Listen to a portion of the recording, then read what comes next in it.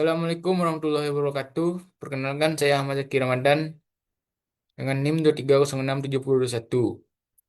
Baiklah, saya akan menyampaikan hasil proyek kuliah saya dengan mata kuliah kinematika dan dinamika dan tentang mekanisme empat batang dan analisis kecepatan dan percepatan. Tanpa memperpanjang kata mukadimah, saya mulai saja. Yang pertama, mekanisme empat batang. Mekanisme empat batang adalah sistem mekanik yang terdiri dari empat batang dan empat sambungan atau join, di mana dua batang, batang dua dan empat dapat bergerak secara rotasi. Salah satunya berperan sebagai input rotation atau crank, dan yang lain sebagai output rotation atau rocker. Crank dapat berputar penuh hingga 360 derajat, sedangkan rocker hanya bergerak secara osilasi. Mekanisme ini umum digunakan dalam mesin, motor, dan servo. Menurut J.T. Kimbrell, mekanisme empat batang diklasifikasikan menjadi tiga jenis. Yang pertama, crank rocker mekanisme. Yang kedua, double rocker mekanisme. Yang ketiga, drag link mekanisme. Analisis gerakan mekanisme ini penting dan dapat dilakukan dengan tiga metode. Yang pertama, grafis. Lambat, akurasi rendah, kesalahan hingga 70%. Yang kedua, analitis, akurat, kesalahan 0,5 sampai 1%, tapi memakan waktu. Yang ketiga, numeris, cepat dan akurat, menggunakan bantuan komputer, misalnya dengan Fortran 77 atau C. Menurut penelitian Logik Sugiharjo, metode numeris lebih efisien untuk menganalisis gerakan rotasi penuh dalam kurung 360 derajat dibanding metode grafis atau analitis. Selanjutnya menjadi jenis mekanisme empat batang. Menurut J.T. Kimbrell, mekanisme empat batang dibagi menjadi tiga jenis utama. Yang pertama, crank rocker mekanisme. Link terpendek terhubung ke batang tetap atau ground link. Crank melakukan putaran penuh, rocker hanya berosilasi. Banyak digunakan untuk mengubah gerakan rotasi menjadi gerakan osilasi. Dikenal memiliki fitur pengembalian cepat atau quick return. Uh, Bisa kita lihat gambarnya ada di sebelah kiri. Yang kedua, double rocker mekanisme. Kedua batang yang berputar atau crank mampu melakukan rotasi penuh. Terjadi jika kedua batang yang dihubungkan memiliki panjang hampir sama dan membentuk bentuk persegi panjang. Tidak dapat Tidak terdapat posisi mati atau dead point sehingga rotasi berlangsung bebas. Biasa digunakan dalam sistem dengan piston yang bergerak bolak-balik. Gambar double rocker bisa kita lihat juga di sebelah kiri ya. Yang ketiga, drag link mekanisme atau double crank. Kedua batang yang berputar atau crank mampu melakukan rotasi penuh. Terjadi jika kedua batang yang dihubungkan memiliki panjang hampir sama dan membentuk persegi panjang.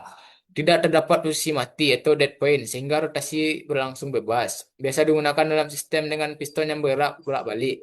Gambar crank kita bisa dilihat di gambar 2 sebelah kiri. Selanjutnya, rumus yang digunakan.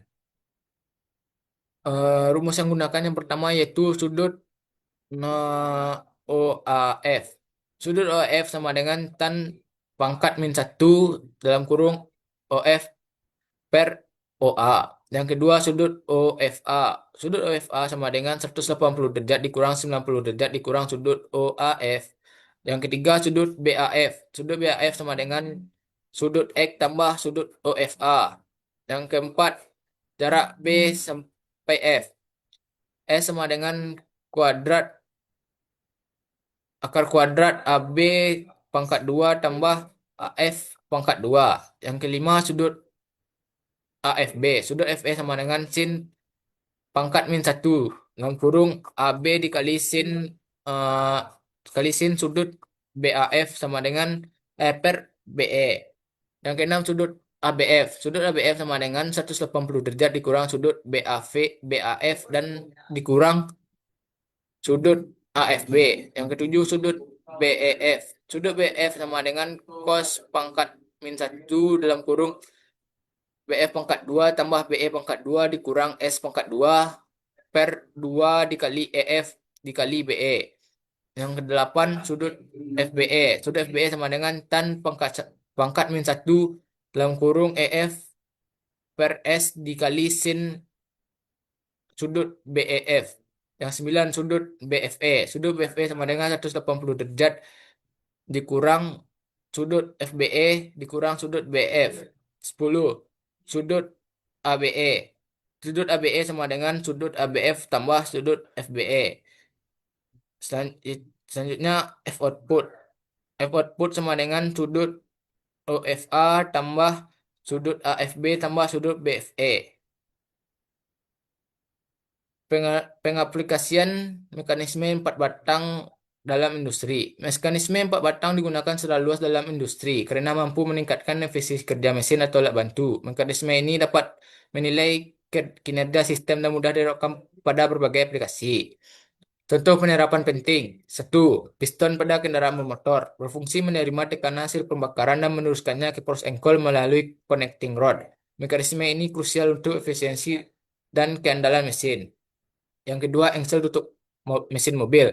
Menggunakan mekanisme empat batang untuk membuka dan menahan tutup mesin tanpa penyangga tambahan. Yang pertama, batang satu, sama dengan batang tetap atau terhubung ke bodi mobil. Yang kedua, batang tiga, sama dengan floating link atau tempat tutup mesin dipasang. Yang ketiga, pegas, sama dengan menjaga batang empat tetap pada posisinya. Mekanisme empat batang terbukti sederhana namun sangat fungsional dan fleksibel dalam berbagai desain mekanik industri. Uh, Baiklah, materi selanjutnya yaitu analisis kecepatan dan percepatan. Yang pertama, analisis kecepatan. Kecepatan dalam sistem mekanisme dapat empat batang biasanya dianalisis dengan pendekatan vektor kecepatan. Dalam kurung velocity vector analysis. Jika diketahui kecepatan sudut dari batang input atau crank, maka kecepatan titik-titik lainnya dapat dihitung dengan rumus V sama dengan W kali R. Keterangan V sama dengan kecepatan linear meter per sekon. W sama dengan kecepatan sudut radian per S. R sama dengan jarak titik pusat rotasi ke titik Anda analisis. Langkah-langkah analisisnya yang pertama yaitu menentukan kecepatan sudut batang input. Yang kedua menghitung kecepatan titik-titik ujung batang input. Yang ketiga menggunakan prinsip kesamaan kecepatan pada sambungan untuk menemukan kecepatan pada batang mengikut atau output link.